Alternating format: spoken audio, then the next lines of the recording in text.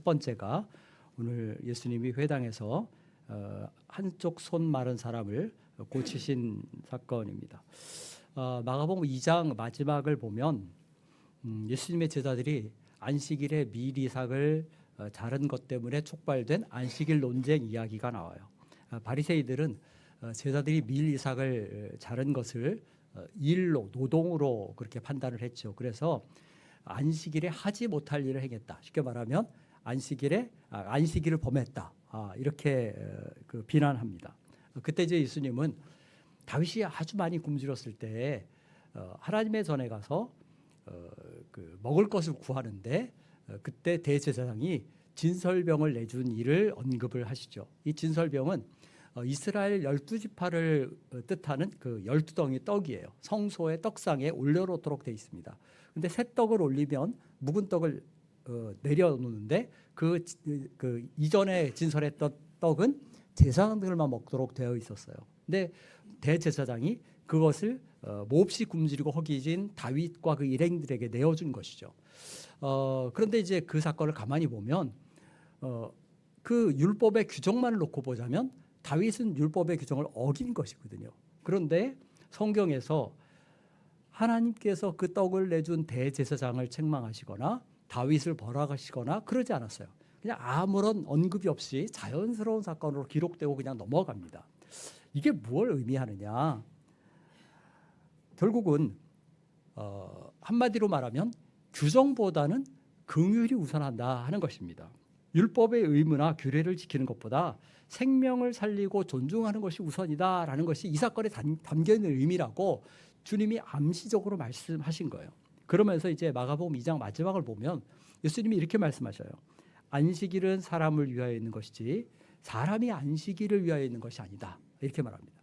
이 말씀을 기준으로 사람들을 판단하자면 두 부류가 있을 수 있어요. 어떤 사람은 사람이 안식일을 위하여 있다 이렇게 생각하는 사람들이 있습니다. 또 한 부류는 안식일이 사람을 위해 있다라고 생각하는 사람이에요. 그러니까 사람이 안식일을 위해 있다라고 하는 사람은 그 우선순위가 어디에 있냐면 안식일에 있습니다. 이런 사람들은 사랑이나 자비나 긍휼이나 생명을 지키는 일보다 무엇이 더 중요하냐면 종교적인 규례나 율법을 준수하는 것이 더 중요한 사람들이에요. 이런 사람들은 수많은 조항과 규칙에 얽매여서 안식일의 자유함이나 기쁨이나 어떤 위로나 회복을 맛보지 못하는 그런 사람입니다. 거기에는 오히려 억압이나 눌림만 있어요. 반면에 안식일이 사람을 위하여 있다라고 생각하는 사람은 종교적 의무로 이 예배의 날을 지키는 것이 아니라 감사와 기쁨으로 지냅니다. 이 사람들은 안식일의 주인인 예수님의 마음을 아는 사람들이에요. 그래서 제사보다 긍휼을 원하신다 하는 하나님의 마음을 잘 이해하고 생명을 살리는 일과 회복시키는 일에 집중하는 사람들입니다. 이런 사람들의 삶 속에는 사랑과 자비와 긍휼과 위로가 넘칩니다. 또 자신만 안식을 누리는 것이 아니라 다른 사람들도 하나님이 주시는 그 안식으로 이끌어드리는 사람들이에요. 오늘 이제 마가복음 3장 1절에서 6절에 나오는 이 내용은 여전히 사람이 안식일을 위하여 있다고 생각하는 바리새인들을 향해서 참된 안식의 의미를 예수님이 그러니까 신뢰로 나타내 보이신 그런 사건입니다. 본문 1절을 보면 예수님이 다시 회당에 들어가셨다 이렇게 돼 있어요. 근데 이제 바가는 여기서 이 일이 언제 어느 곳에서 일어나는지 사실은 정확하게 언급 안 합니다. 그러니까 앞에서 언급했던 안식일과 연장선상에 있는 것인지 다른 안식일인지 이것이 어느 지역에 있는 회당인지 그걸 언급하지 않아요. 다만 어떤 안식일이었고 어떤 회당이었다. 그것이 우리가 아는 정보의 전부입니다. 왜 그러냐면 마가의 관심은 지금 이 사건이 언제 일어났고 어느 곳에서 일어났고 그것보다는 그 의미가 무엇이냐 하는 데 더 관심이 있는 거예요. 성경을 읽으면서 종종 우리가 실수하는 것 중에 하나는 성경이 말하고자 하는데 관심을 기울이지 않고 엉뚱한 데 관심을 기울이는 사람들이 있어요. 정작 성경이 가르치는 바에는 주목하거나 귀 기울이지 않고 엉뚱한 탐구열을 발휘를 합니다. 제가 이제 예전에 잠깐 여러 번 얘기한 적이 있는데 어떤 사람이 그러니까 우스갯소리처럼 이렇게 얘기했죠. 어떤 사람이 어떤 분에게 질문을 했답니다. 하나님이 태초에 천지를 창조하셨는데 도대체 천지를 창조하시기 전에는 하나님이 뭐 하고 계셨을까요? 이렇게 물어봤다는 거예요. 그 질문을 받은 분이 뭐라고 대답했을까요? 기억나시나요? 제가 했던 얘기가 너 같은 놈 때려주려고 몽둥이가 깎고 계셨다 이랬다는 거죠. 이건 우스갯소리입니다. 이게 무슨 얘기냐면 성경이 말하지 않는 일에 엉뚱한 일에 관심 갖지 말라는 거예요. 그건 성경이 말하지 않는 거라는 거예요. 하나님이 알려주셔야 하는 것에 괜히 집중하지 말라는 것입니다. 우리가 마땅히 귀 기울여 들어야 할 말씀에 주목하지 않고 다른 것에 주목하면 곁길로 빠지기 쉬워요. 그것이 바로 바리새인들이 범했던 오류입니다. 그들은 마땅히 관심을 기울여야 할 생명과 회복과 기쁨이 있는 예배는 제쳐두고 형식과 의무와 어떤 그 껍데기만 남은 그런 종교, 신앙을 유지하는 데 주력하고 있었어요. 저나 여러분이 엉뚱한 소리 하지 않고 엉뚱한 길로 가지 않으려면 정신을 차려야 합니다. 성경의 말씀과 무엇인지 주목해서 바라보고 들으려고 힘써야 돼요. 자, 그러면 오늘 본문의 사건이 우리에게 말하는 의미, 그것이 뭐냐 하는 겁니다. 자, 예수님이 회당에 들어가신 거기 누가 있었어요? 한쪽 손 마른 사람이 있었어요. 예전 성경은 개역 한글판은 한편 손 마른 사람이 있었다 이렇게 얘기합니다. 그래서 이제 잘못 읽으면 거기 한편으로 어떤 손 마른 사람이 있었어 이렇게 잘못 읽을 수 있어요. 네? 이건 한쪽 손이 마른다는 얘기. 제가 이제 CCM 가지고 종종 얘기했잖아요. 하나님의 음성을 듣고 자기도 하며 이렇게 읽으면 하나님의 음성을 듣다가 잠도 자는구나 이렇게 읽을 수 있어요. 하나님의 음성을 듣고자 기도하면 이렇게 가야 되죠. 그죠? 이걸 띄어쓰기를 잘못하면 하나님의 음성을 듣고 자기도 하는구나 이렇게 잘못 읽을 수 있다는 거예요. 근데 개역 한글판은 이게 한편 손 마른 사람, 그러니까 거기 한편으로 손 마른 사람이 있었구나 이렇게 잘못 읽을 수 있어요. 그런데 개역 개정은 분명하게 한쪽 손이 마른 사람이다 이렇게 얘기를 합니다. 이 한쪽 손이 말랐다는 것이 뭘까? 우리말 성경 말고는, 그러니까 이 성경책 말고는 우리말에서 손이 말랐다라는 표현을 쓰는 것을 제가 본 적이 없어요. 근데 이 말랐다라는 말은 어떤 때는 성숙하다라는 말로도 쓰지만 일반적으로 수분이 없어서 오그라든 것, 마른 것, 그러니까 나무나 어떤 몸이 마른 것 이런 것들을 의미하는 단어예요. 여기에 비추어 보면 이 사람은 한쪽 손이 어땠을까요? 아마도 수축되어 있는, 오그라들어 있는 그런 사람이었을 겁니다. 그래서 제대로 쓸 수가 없었겠죠. 이 사람이 어떤 연유로 어떤 연고로 이런 병에 걸렸는지 알 수가 없어요. 전설 같은 이야기지만 이 사람이 석수장이었다 이렇게 말하는 사람도 있어요. 근데 이것은 성경이 말하지 않는 그야말로 근거가 없는 전설일 뿐이에요. 단지 우리가 알 수 있는 것은 그가 한쪽 손을 쓰지 못하는 것으로 얼마나 많은 불편함과 괴로움을 겪었을까 하는 겁니다. 일을 하려고 해도 밥을 먹으려고 해도 어려움이 있었을 거예요. 일을 제대로 할 수 없었을 테니까 경제적인 고통은 그만큼 더 컸을 것입니다. 생활의 불편은 그렇다 할지라도 사람들의 시선을 견뎌내는 것은 더 어려운 일일 수도 있어요. 그 한쪽 손이 마른 것을 보고 사람들이 어떻게 생각했어요? 저 사람 무언가 알지 못하는 심각한 죄를 저질렀으니까 저런 몹쓸병에 걸렸지라고 생각했을 겁니다. 그 병에 대해서 잘 모르는 사람은 저 사람하고 접촉했다가는 나도 한쪽 손이 마를 수 있어 이런 오해도 할 법했을 겁니다. 어쩌면 그 사람이 회당에 들어왔을 때 굉장히 못마땅한 시선으로 그 사람을 바라보는 사람도 있었을 거예요. 그런데 예수님은 그런 그 사람의 고통과 불편과 아픔을 알고 이해하셨어요. 그래서 예수님 자신을 고발할 기회를 엿보는 사람들이 있음에도 불구하고 그 손 마른 사람을 불러서 일으켜 세우시고 그 손을 치유하시는 것을 보게 됩니다. 예수님이 그에게 내 손을 내밀라고 하셨을 때 그 말씀을 따라 손을 내미니까 그 손이 회복됐습니다. 즉시 완전하게 고쳐졌어요. 예수님의 놀라운 능력이 다시 한번 입증됐습니다. 근데 이 사건을 우리가 보면 굉장히 간략하게 언급되어 있습니다. 거기에는 군더더기가 전혀 없어요. 마가는 예수님의 치유 사건의 뼈대만을 기록합니다.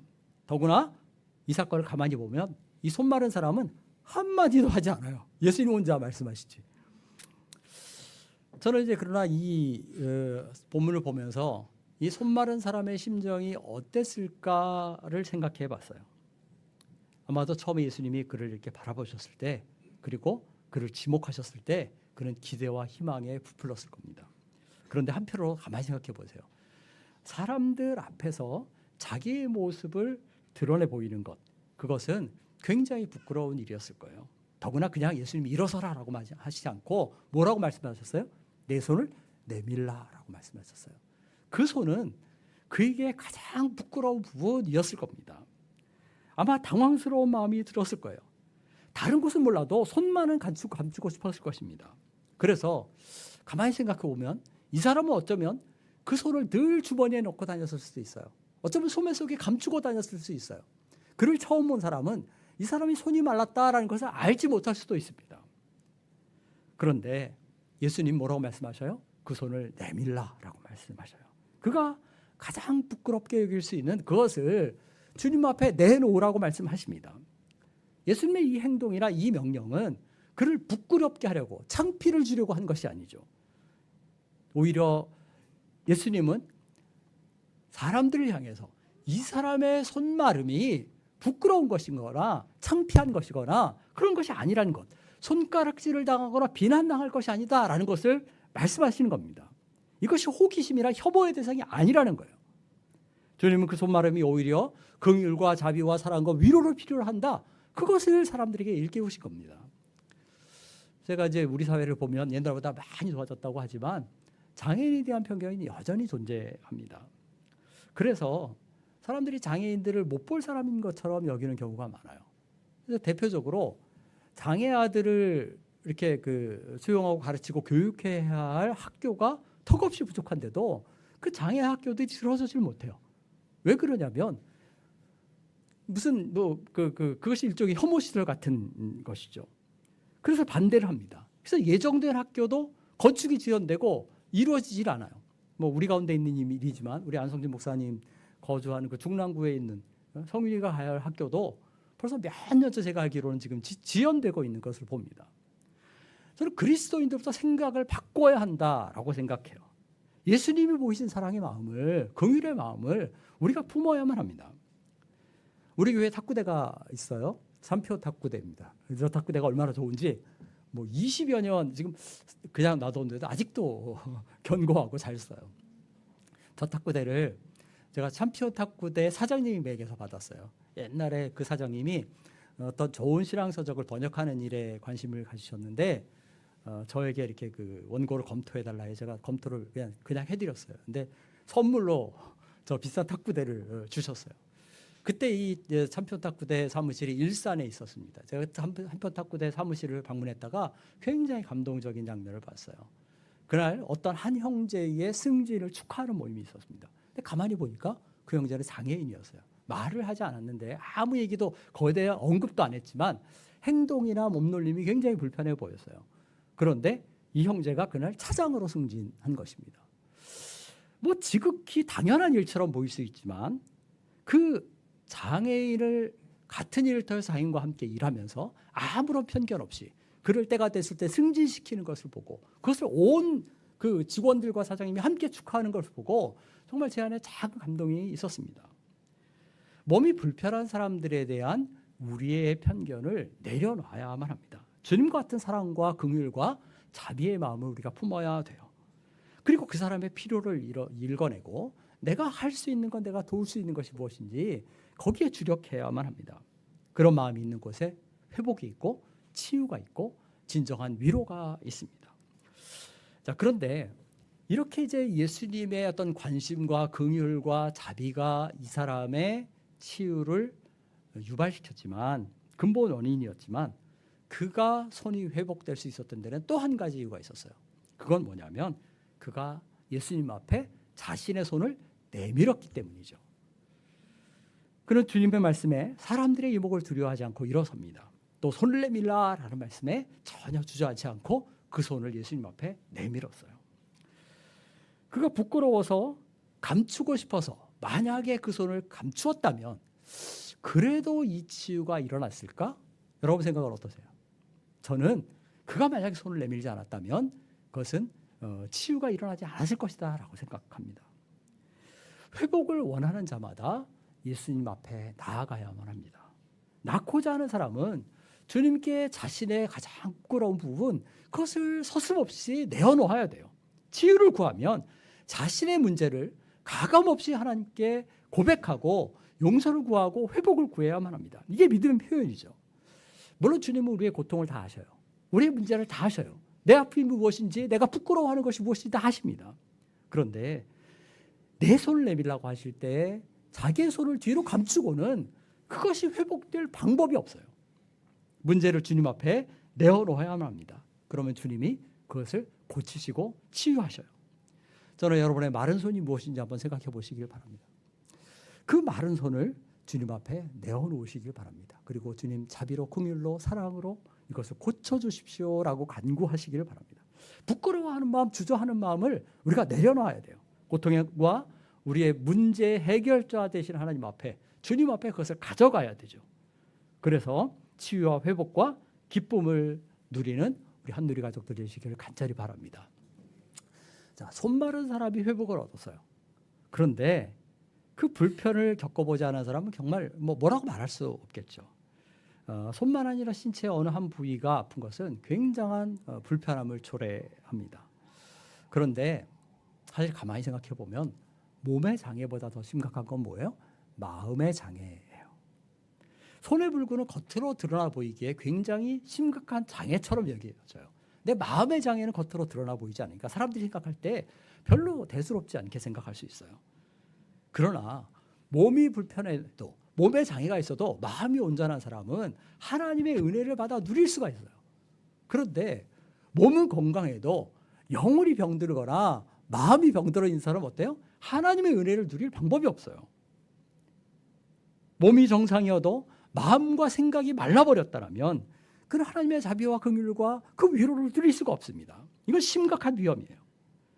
우리가 본문에서 손 마른 사람의 회복을 보지만 반대로 그 마음이 말라버린 바리새인들은 그 병이 더 깊어지고 돌이킬 수 없는 지경에 이르는 것을 보게 됩니다. 그들은 생명과 구원에 나오는 것이 아니라 죽음으로, 멸망으로 달려가요. 생명의 주를 믿으려고 하는 것이 아니라 그 생명의 주인이신 예수님을 죽이려고 하는 것을 보게 됩니다. 이런 마음의 마름을 우리 영혼의 마름을 경계해야 되죠. 자, 그러면 도대체 어떤 사람이 마음이 마른 사람일까를 생각해 볼 수 있어요. 그 첫 번째는 뭐냐면 은혜를 갈구하는 것이 아니라 꼬투리를 잡으려는 마음으로 앉아있는 사람은 마음이 마른 사람일 수 있어요. 오늘 본문 2절을 보세요. 사람들이 예수를 고발하려 하여 안식일에 그 사람을 고치든가 주시하고 있거늘, 그렇게 얘기합니다. 6절 말씀 보면 이 사람들은 바리새인들이 분명합니다. 근데 이 바리새인들이 회당에 앉아 있어요. 회당에 무엇 때문에 앉아 있어요? 회당은 무엇 하는 거예요? 예배하는 것이에요. 하나님 말씀 듣는 것이죠. 그렇죠? 그런데 이 사람들은 왜 지금 회당에 앉아 있습니까? 예수를 고발하려고 주시하고 있다라는 겁니다. 쉽게 말하면 꼬투리를 잡으려는 것이죠. 예배의 날이고 하나님의 말씀을 듣는 장소에서 하나님을 예배하는 마음으로, 하나님의 은혜를 갈구하는 마음으로 있는 것이 아니라 비판하고자 하는 마음으로 그 자리에 앉아 있는 거예요. 이런 사람들에게 하나님의 은혜가 임할 리가 없다는 것입니다. 불행하게도 종종 주일에 예배 자리에 나와서 말씀을 듣는 사람 가운데서도 이런 사람들을 봅니다. 쉽게 말하면 이렇게 얘기하죠. 설교자가 설교를 해요. 그럼 저 목사님이 오늘 성경 해석을 제대로 하나? 적용을 제대로 하나? 말하는데 단어에 어떤 실수는 없나? 혹시 저 설교는 어디서 표절하거나 베껴온 것 아닐까? 온갖 생각을 다 하면서 앉아 있어요. 그런데 그런 생각으로 앉아 있는 사람들의 마음에 하나님의 은혜가 임할 리가 없습니다. 물론 설교자들이 실수할 수 있죠. 제가 오늘 이 설교의 제목을 어느 주석에서 따왔습니다. 그런데 제가 그 설교의 제목은 따왔지만 그 주석의 내용을 참고하지 않았어요. 종종 있는 설교 표절 시비에 걸릴까 봐 혹시 여러분 중에 누가 보고 정광규 목사 제목이 저기서 나왔으니까 이건 설교 표절한 거야 이럴까 봐 제가 미리 얘기를 합니다. 저는 이제 다른 분들의 글에서 주석에서 설교에서 많은 통찰과 도움을 얻어요. 때로는 어느 한 부분을 이용하기도 하고 하지만 그러나 그 설교를 통째로 베껴오거나 옮겨오거나 그런 일은 전혀 없어요. 제 사무실에 보면 이동원 목사님이 쓰신 마가복음 강해 전체가 있습니다. 그런데 제가 그 책을 읽지 않았어요. 사다가만 놓고. 왜냐하면 이동원 목사님의 설교 스타일이 제게 맞지 않기도 했고 또 마가복음 설교를 준비하면서 그것을 읽으면 내 안에 선입관이 들어서 그걸 따라갈까 봐 아예 보지를 않았어요. 근데 딱 한 번 읽었는데 어느 날 그걸 읽으니까 내 머릿속에 있는 그 어떤 설교의 그 아웃라인과 너무나 똑같은 거예요. 그래서 제가 당황했어요. 그래서 그것을 원래 계획했던 설교 본문을 제쳐버리고 다르게 설교를 했던, 그러니까 준비했던 그런 일이 있습니다. 그럼에도 어떤 사람은 제 설교 듣고 아마도 그럴 수 있겠다. 아, 정광규 목사 설교가 이동훈 목사 설교하고 아주 똑같은데? 이렇게 말할 수도 있어요. 그런 그 고민이나 비판하는 마음을 내려놓으시기를 바랍니다. 물론 100% 제 설교가 제 고유의 것은 아닐 수 있어요. 그렇지만 저는 결코 누구의 설교를 베끼거나 통째로 옮겨오거나 그런 일을 하지 않습니다. 저는 차라리 그런 일이 있다면 내가 설교하는 일을 그만둬야겠다라는 생각을 가지고 있는 사람이에요. 설교에 잘못된 부분은 없는지, 실수하는 것은 없는지, 같은 이야기를 반복하는 것은 없는지, 그런 비판하는 마음으로 말씀을 들으면 여러분의 영혼에 유익이 되질 않아요. 은혜가 임하지를 않습니다. 강단에서 선포되는 말씀을 하나님이 오늘 이 시간에 내게 하시는 말씀으로 듣고 그렇게 은혜를 갈구하는 마음으로 들으시길 바랍니다. 말라서 굳어버린 마음에는 하나님의 은혜가 임할 수 없다는 겁니다. 두 번째로 마음이 말라버린 사람은 무엇이 옳은지를 알면서도 책임지기를 회피합니다. 4절 보세요. 예수님이 바리새인들에게 물어봐요. 그러자 뭐라고 이렇게 물으시죠. 안식일에 선을 행하는 것과 악을 행하는 것, 생명을 구하는 것과 죽이는 것 어느 것이 옳으냐라고 물어보십니다. 자, 예수님 몰라서 물으셨을까요? 당연히 어느 것이 옳은지 아셨을 거예요. 그러면 이 질문을 들은 바리새인들은 어느 것이 옳은지 그른지 몰랐을까요? 저는 아마도 알았을 거라고 생각해요. 왜냐하면 이 바리새인들은 율법에 정통한 사람들이에요. 하나님 말씀을 잘 알고 있는 사람들입니다. 그런데 저들은 어떻게 해요? 반응이 잠잠했다, 침묵했다, 한마디도 하지 않았다 라고 되어 있어요. 왜 이 사람들이 침묵했을까? 두 가지 이유가 있을 수 있습니다. 첫째는 뭐냐면 예수님의 말씀에 대답할 말을 찾지 못한 겁니다. 쉽게 말하면 예수님의 질문이 전곡을 찌른 것이죠. 그러니까 핵심을 지적하는 예수님 말씀 앞에 뭐라고 유구무원이죠. 말을 할 수가 없는 거예요. 선을 행하고 생명을 살리는 일이 옳다는 것을 알면서도 자기들의 규칙에 얽매여서 그 어리석음을 벗어나지 못하는 그들의 잘못된 행태를 예수님이 정확히 지적하신 것이죠. 그러니까 답변을 하지 못한 거예요. 그런데 이제 또 한 가지를 가만히 생각해 보면 이들이 아무 말도 안 한 데는 저들의 마음을 그 마음의 완악함을 보여주는 것이다. 이렇게 얘기할 수 있어요. 5절 보면 침묵하는 바리새인들을 향해 예수님이 뭐라고 말씀하셔요? 그 애들의 마음이 완악함을 탄식하사 노하셨다 이렇게 얘기합니다. 왜 저들의 마음이 완악했을까? 제 생각에는 자기들에게 어떤 자기들이 져야 할 책임을 회피하는 것이다라고 생각이 됩니다. 잘못을 인정하지도 않고 책임을 지려고도 하지 않은 거예요. 선을 행하고 생명을 살리는 일이 옳다고 여긴다면 마땅히 그렇다고 대답해야 되죠. 그런데 만일 그렇다고 대답하면 어떻게 돼요? 우리가 잘못했다라는 것을 인정하는 셈이죠. 만약 그들이 안식일에 선을 행하신 것이 옳지 않다라고 대답했다면 그들은 어떤 비난을 받아요? 옳은 일을 행하지 않았다라는 비난을 받는 것이죠. 책임을 지기 싫은 거예요. 그러니까 잘못을 인정하고 싶지도 않고 책임을 지고 싶지도 않고 그러니까 입을 닫아버린 겁니다. 적절한 얘기인지 모르겠지만 제가 이제 이렇게 어떤 그 회의, 부끄러운 얘기인데 목사님들 회의 저는 목사니까 어쩌러 가겠죠. 그런데 이제 거기 보면 회의에 꼬박꼬박 참석하시는 분들이 있어요.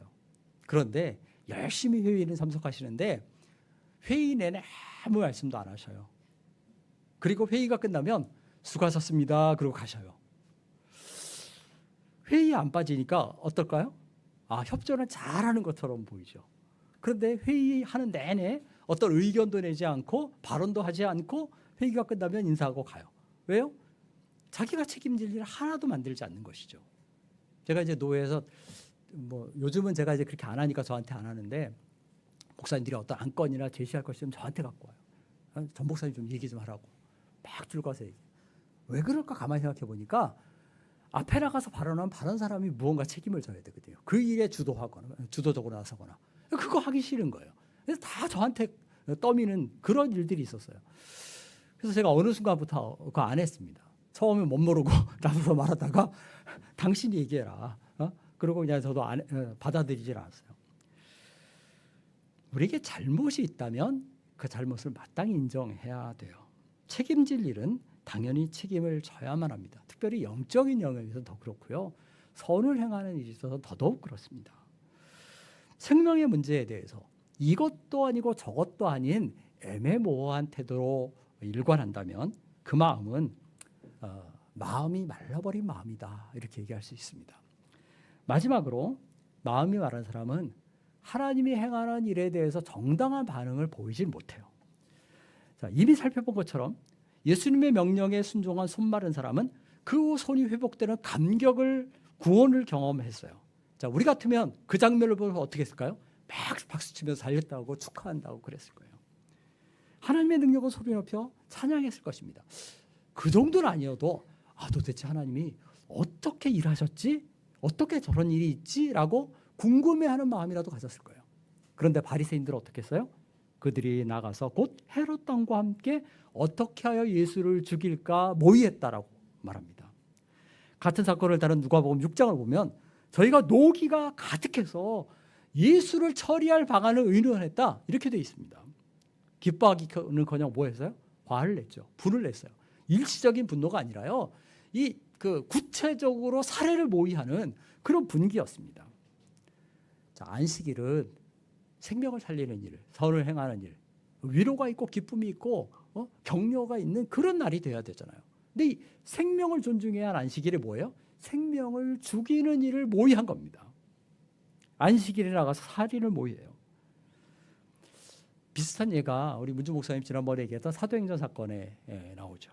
바울이 빌립보에서 귀신 들린 여종을 고쳐줬어요. 근데 그 여종의 주인들이 귀신 들린 여종을 통해서 점을 쳐서 돈벌이를 하고 있었죠.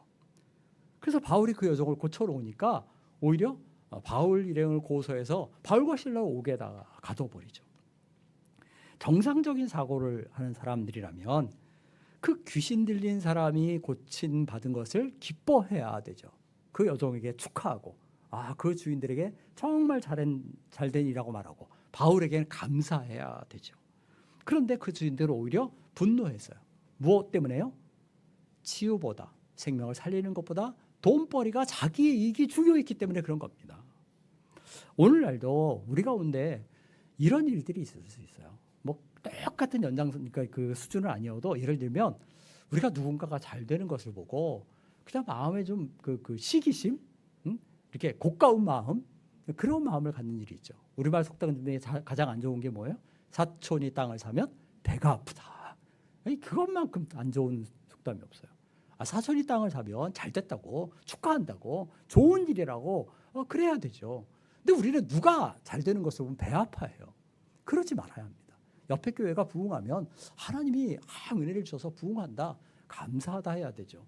근데 옆에 교회가 부흥하면 무언가 못마땅해요. 심지어 예전에 보니까 우리 교회가 전도하는데 니네가 왜 와서 여기서 해? 하고 전도하는 걸 가로막아요. 같이 하자 그래야 옳은 거 아니에요. 이게 그리스도인들의 편협한 잘못된 사고방식입니다. 이기주의예요.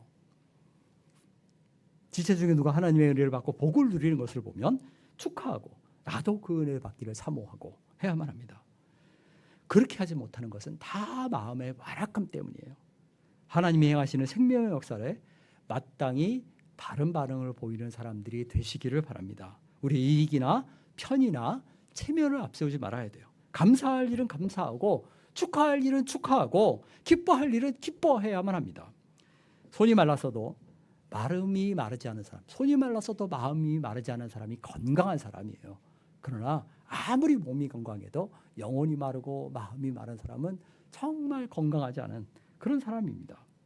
마음이 완악한 자에게는 하나님의 은혜가 임할 여지가 없습니다. 저나 여러분은 마땅히 마음의 마름을 경계하고 조심하는 사람들 되시기를 간절히 바랍니다. 찬양하겠습니다.